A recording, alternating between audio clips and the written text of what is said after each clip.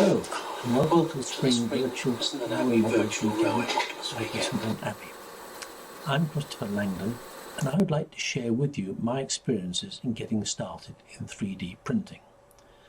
I will tell you about what you need to get started, the process from computer-aided design, as CAD for short, to the final 3D prints, where you can get more information and how you can try out 3D printing without buying a thing. A few simple questions. Are you considering buying a 3D printer? Are you just curious about what they can do for the railway modeller? Have you actually got one and are saying to yourself, now what? And how do I get the best out of the 3D printer? Or are you interested in other people's experiences? It's hard to believe that it was 2 years ago that I'd completed 20 years and 50 courses as course organiser at Missenden Abbey. For my farewell weekend, I was delighted to receive a wonderful gift, a very generous gift, a 3D printer.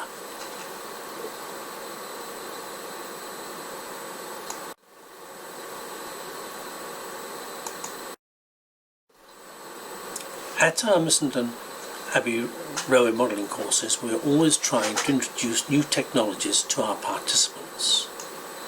We had our first demonstration of 3D printing technology in 2008. It was very impressive, but a very costly professional machine, and although the chap was able to demonstrate some wonderful models that he'd built of locomotives, it was not really practical at that stage. However, in 2013, Bob Gledhill, who is a professional CAD engineer, but also a very keen and very accomplished railway modeller, showed us how technology was moving and introduced us to laser cutting, 2D, and to 3D printing. 3D printers are now cost a lot less and are affordable to hobbyists. The software to do the designs is also much more user-friendly. Moving on to 2015, Alan Butler of Model D started running his courses on 3D printing, and in particular he showed us how you could take a general works diagram drawing of a locomotive and you could transform that into a CAD file for 3D printing. He also started demonstrating the process of scanning figures that he used for resin 3D printing, and he's built a very successful business up on that technology. This is the Prusa i3 Mark III 3D printer. It came as a kit and I assembled it. It saved a lot of money. Building it was a lot of fun, and it's very, very beneficial in showing you, teaching you how the thing works. Like all FDM printers, it works by melting the filament through the extruder head and extruding it onto the moving heated bed. It's highly recommended by lots of modelers, and I would recommend it without any reservation.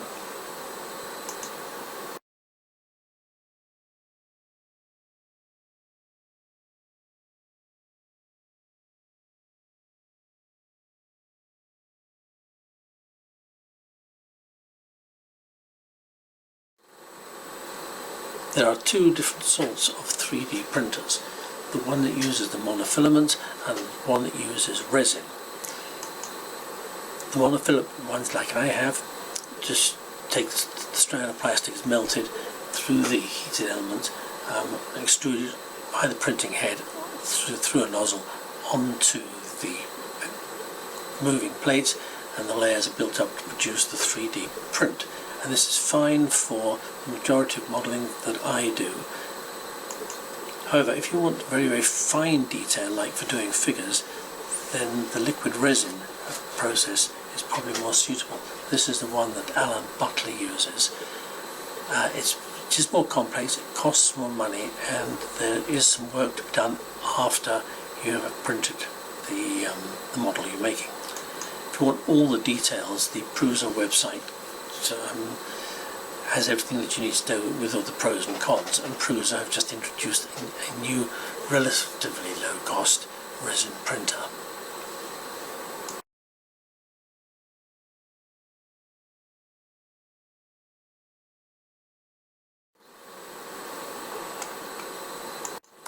This shows Alan Butler on the left in the top hand picture, scanning David Brandreth in a bowler hat, and below you can see the models that have been produced using this resin casting process.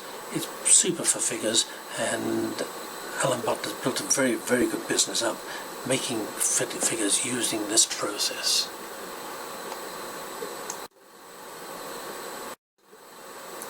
Here you can see the printer during the various stages of assembly. The instructions that are on the small computer to the left are very, very good. They're all online instructions. You check it off as you go along, and there are places where you can ask questions and lots of answers come back. It's really very, very good indeed, and there's no problem with instructions. You're provided with tools which are mainly Allen keys, and there's no parts that are missing. Everything is there. In fact, they give you a copious quantity of spare parts as well. It does take a bit of time. It's not fiddly, but it does take time. The components are extremely well made, but the real advantage, as I've said before, is it shows you how the thing works, which later on is extremely useful.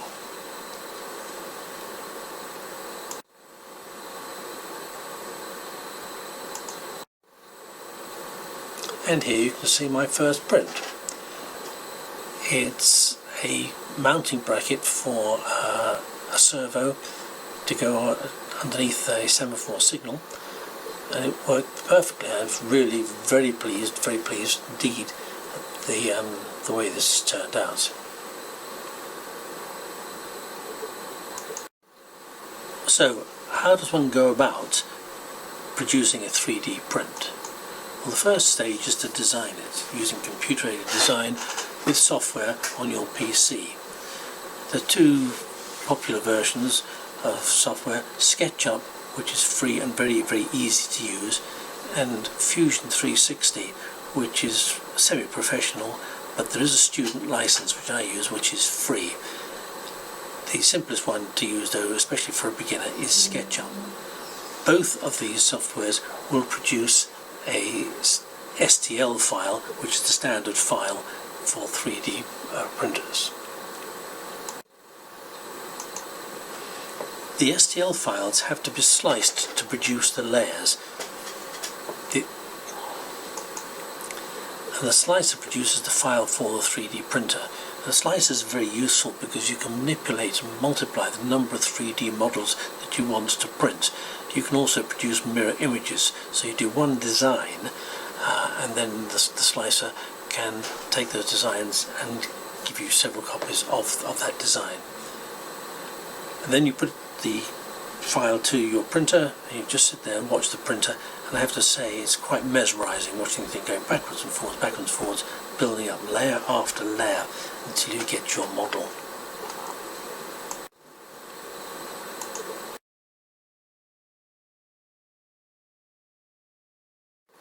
So this is the first step. This was designed using the Fusion 360, but it's very similar using SketchUp, and that's what the drawings look like. You get a visual representation of the thing you're trying to model in the design software. Then you export it as an STL file to a file folder on your computer. Second step, we load the Prusa slicer, we load the STL file from your file folder, and reorientate the object if necessary. The key thing to here is what part of the object is going to be printed first. Usually it's the largest part of it that's going to stand up on, and the bigger the area on the bottom, the better it is for sticking to the plate. And you can produce the mirror images and multiple copies, as I've said before, and you then export the G code to an SD card. So you've converted your file from your STL and done the slicing, converts it to a G code, goes onto your SD card, which you can then put into your printer. So the third and final step: turn on the printer following the instructions, insert the SD card into the printer control panel. I always do a first layer check before printing. There's a test program that you get in the orange control panel at the bottom, and it's worth doing that. It gets everything set up for you. Then select the file on the control panel and print. That's where the SD card goes. So what did I make? I made these servo mounts for signals that you saw earlier on. I've made some signal box lever covers that I found useful, very easy things to print. Then I produced some sockets for the signal servo brackets so that I can remove the signals from the layout. Some end pieces for some control panels I've made. A soap dish for her indoors, that's quite interesting. And then lots of PPE bits for the NHS. So here are the servo mounting brackets. You can see on the left straight off the 3D printer, and then it's assembled onto the signal. These are dapole signals. I removed the strange mechanism they used and replaced them with this. It works very, very well. Here's the lever frame with all the lever frame covers, the lever covers on there, different colours for different functions.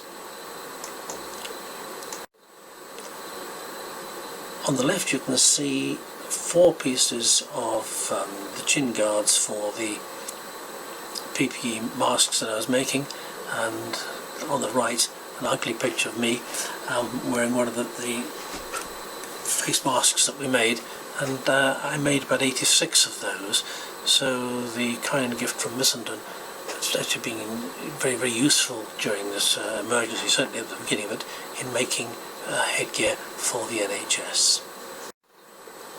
What did I learn? Well, building the Prusa printer was very, very straightforward, very enjoyable, and very informative. The online documentation was extremely good, very easy to follow. There were no missing parts, and the tools were provided. The setting up was okay. The first layer, though, is quite critical, and I spent quite a lot of time doing that, and I'd recommend that anybody else takes time to do this. It saves a lot of time if you get some dodgy prints, and you'll need some patience.